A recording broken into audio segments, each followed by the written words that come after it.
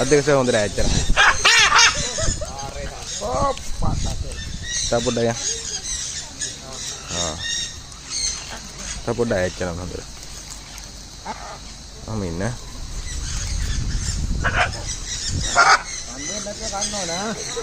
ආක දා ගන්න නැතුව. ආක දා ගන්න නැතුව මගේ අත ගන්න නැතුව. ඔලු උස්ස ගන්න සර් කෙලින්.